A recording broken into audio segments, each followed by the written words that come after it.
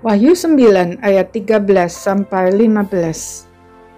Lalu malaikat yang keenam meniup sangkakalanya dan aku mendengar suatu suara keluar dari keempat tanduk mezbah emas yang di hadapan Allah dan berkata kepada malaikat yang keenam yang memegang sangkakala itu, "Lepaskanlah keempat malaikat yang terikat dekat sungai besar Efrat itu."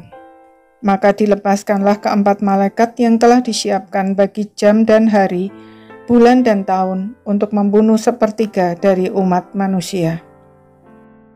Setelah celaka yang pertama dilaksanakan, sangkakala keenam dibunyikan sebagai tanda pelaksanaan celaka yang kedua yang dimulai dari terdengarnya suara dari tanduk mezbah.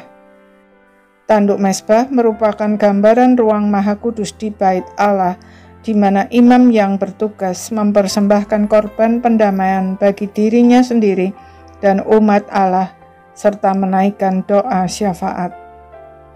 Setelah itu, empat malaikat yang terikat dekat sungai Efrat, yang merupakan gambaran dari roh-roh jahat yang memerintah bangsa-bangsa yang melawan Allah, dilepaskan. Dengan kata lain, dilepaskannya keempat malaikat itu merupakan jawaban dari doa-doa orang percaya yang memohon keadilan. Kepada mereka diperintahkan untuk membunuh sepertiga bangsa-bangsa, bukan hanya menyiksa seperti halnya belalang dalam sangkakala kelima.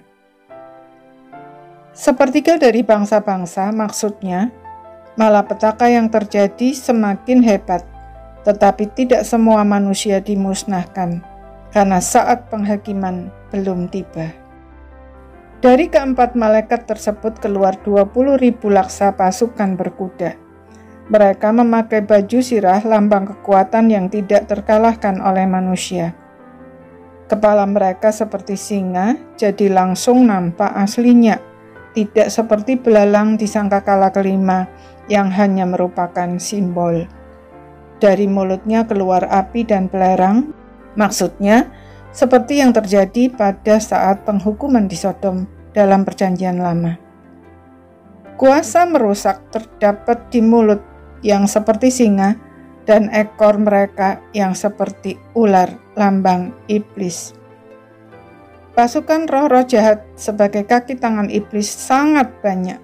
Itulah sebabnya iblis sering nampak maha tahu, padahal sebenarnya mereka tidak maha tahu, tetapi mendapat informasi dari roh-roh jahat yang ada di mana-mana pada saat yang sama dengan apa yang sedang terjadi di belahan bumi manapun. Hari ini kita bisa melakukannya melalui internet, tetapi mereka sudah melakukannya jauh sebelum orang mengenal internet, bahkan lebih canggih dari itu. Semua kejadian tersebut telah disiapkan, maksudnya tidak terjadi secara tiba-tiba, melainkan telah direncanakan Tuhan jauh sebelumnya. Allah memakai kejahatan untuk menghakimi orang fasik, tetapi juga memurnikan umat Allah. Hari ini kedahsyatan pandemi membuat orang beriman bertumbuh semakin kuat dan berbuah semakin lebat. Tetapi juga tidak sedikit orang jahat yang justru menjadi semakin jahat. Karena itu, mari kita hadapi pandemi ini sebagai ujian untuk memurnikan iman kita. Dan dengan mata yang tertuju kepada Tuhan Yesus, kita lakukan bagian kita dengan tekun dan setia, sampai Tuhan menjemput kita pulang ke rumahnya yang kekal. Amin.